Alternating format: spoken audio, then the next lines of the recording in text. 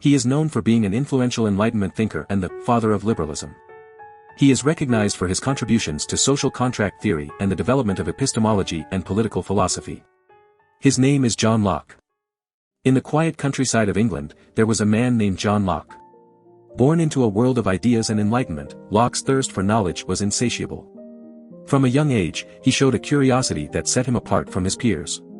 His parents, recognizing his potential, encouraged him to explore the vast realms of philosophy and art, believing that a well-rounded education would shape his character and expand his mind. Locke's journey into the realm of ideas led him to become one of the most influential philosophers of the Enlightenment. His groundbreaking work on liberalism and social contract theory laid the foundation for modern political philosophy. His ideas resonated with thinkers such as Voltaire, Rousseau, and even the American revolutionaries, shaping their views on individual rights and limited government. But Locke's contributions extended far beyond politics. He delved into the depths of the human mind, challenging the prevailing beliefs of his time. Rejecting the notion of innate ideas, he proposed that the mind is a blank slate at birth, eagerly awaiting the impressions of sensory experience. This revolutionary concept, known as empiricism, became the cornerstone of his theory of mind and identity. Locke's legacy remains embedded in the fabric of our society. His ideas continue to shape our understanding of individual rights, limited government, and the nature of human consciousness. As Friedrich Nietzsche once said, "My life will recur in exactly identical fashion." And so it is with John Locke, whose ideas have transcended time, leaving an indelible mark on the world of philosophy and beyond. John Locke, a renowned philosopher and advocate for religious tolerance, found inspiration in the works of Baptist theologians like John Smith and Thomas Helwys. These theologians had written tracts advocating for freedom of conscience in the early 17th century, laying the foundation for Locke's own beliefs. Locke was deeply influenced by the ideas of religious freedom and the separation of church and state put forth by Baptist theologian Roger Williams. Williams had established the colony of Rhode Island in 1636, where he implemented a democratic constitution that allowed for unlimited religious freedom. Locke's understanding of religious tolerance was further shaped by his study of Martin Luther, the influential figure of the Protestant Reformation. Luther's refusal to recant his beliefs before the Diet of the Holy Roman Empire at Worms in 1521, unless he was proven wrong by the Bible, highlighted the importance of freedom of conscience. This notion of religious freedom had become a central concern in theological, philosophical, and political discussions of the time. In response to the religious conflicts and wars that had plagued Europe, Locke wrote a series of letters titled Letters Concerning Toleration. These letters provided a reasoned argument for religious tolerance, focusing on three key points. First, Locke emphasized the importance of individual freedom of conscience, asserting that no one should be coerced or persecuted for their religious beliefs. Second, he advocated for the separation of church and state, recognizing that the state should not dictate or enforce religious practices. Lastly, Locke highlighted the need for mutual respect and understanding among different religious groups, promoting peaceful coexistence and dialogue. Locke's philosophy of religious tolerance offers valuable insights for our daily lives. By embracing the principle of freedom of conscience, we can respect and accept others' beliefs, even if they differ from our own. This fosters an environment of inclusivity and understanding, where people can peacefully coexist despite their religious differences. Moreover, Locke's emphasis on the separation of church and state reminds us of the importance of maintaining a secular society that upholds the rights of all individuals, regardless of their religious affiliations. In conclusion, John Locke's philosophy of religious tolerance was deeply influenced by the ideas of Baptist theologians and the historical context of religious conflicts. His writings on the subject provide a compelling argument for embracing freedom of conscience, separating church and state, and promoting mutual respect among different religious groups. By applying these principles in our daily lives, we can create a more inclusive and harmonious society. John Locke, a renowned philosopher of the 17th century, was a man of complex views on slavery and child labor. While he wrote against slavery, it is important to acknowledge that Locke was involved in the slave-trading Royal Africa Company and even benefited from it. As secretary to the Earl of Shaftesbury, he played a role in drafting the fundamental constitutions of Carolina, which granted absolute power to planters over their enslaved property.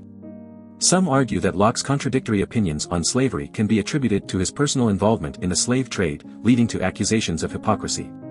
However, historian Holly Brewer presents a different perspective, suggesting that Locke's role in the Constitution of Carolina has been exaggerated.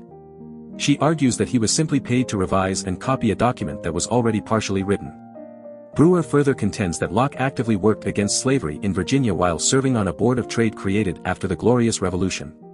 He criticized colonial policies that granted land to slave owners and advocated for the baptism and Christian education of enslaved African children, challenging the notion that they were heathens with no rights. In his work, Two Treatises of Government, Locke provided a justification for slavery that could never truly be met, indicating that all forms of existing slavery were invalid and that individuals had a moral obligation to resist and escape it whenever possible. In addition to his views on slavery, Locke also supported child labor, which was prevalent in pre-industrial societies. In his essay on the Poor Law, he expressed concern about the idleness of poor children and proposed the establishment of working schools in each parish in England. Locke believed that by starting work from a young age, children would develop a strong work ethic and contribute to the public good. He argued that these schools would not only be profitable for the parish but also instill important values in the children. John Locke's perspectives on slavery and child labor present a complex picture of his beliefs. While he was involved in the slave trade and supported child labor, he also criticized and sought to undermine the institution of slavery. His ideas challenge us to confront our own contradictions and question the systems and practices that perpetuate injustice. Locke's philosophy reminds us of the importance of individual freedom and the moral imperative to resist oppressive systems, inspiring us to work towards a more just and equitable society. John Locke's philosophy of government was founded upon the idea of a social contract, in which individuals come together and agree to form a civil society. Unlike Thomas Hobbes, Locke believed that human nature is characterized by reason and tolerance, although he also recognized that people have the capacity for selfishness. This is evident in his views on property and the introduction of currency. In a natural state, Locke argued that all people were equal and independent, and everyone had a natural right to defend their life, health, liberty, or possessions. This idea of individual rights would later influence the American Declaration of Independence, with the famous phrase, life, liberty, and the pursuit of happiness, often attributed to Locke's theory of rights. However, Locke acknowledged that the right to defend oneself in the state of nature was not enough. Therefore, people established a civil society and government to resolve conflicts in a more civilized manner.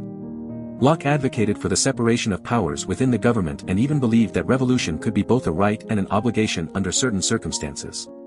These ideas would have a profound impact on the formation of the United States and its system of government. Locke also recognized the importance of property and the introduction of money. He argued that unused property is wasteful and against nature, but the use of durable goods and the exchange of perishable goods for non-perishable ones allowed for the accumulation of wealth without causing waste. Gold and silver, in particular, served as money that could be hoarded without spoiling. Locke viewed the introduction of money as eliminating limits to accumulation and saw inequality as a result of the agreement on the use of money, rather than the social contract or laws regulating property. In his philosophy, Locke highlighted the importance of individual rights, the need for a civil society and government, and the role of property and currency in shaping society. While his ideas were influential in the formation of modern political systems, they also offer insights that can be applied to our daily lives. Locke's philosophy reminds us of the importance of reason, tolerance, and the protection of individual rights in our interactions with others and the functioning of society as a whole. Do you want to explore more philosophers? Who do you want to see featured next? Subscribe and leave a comment below to let me know. I'll see you in the next video.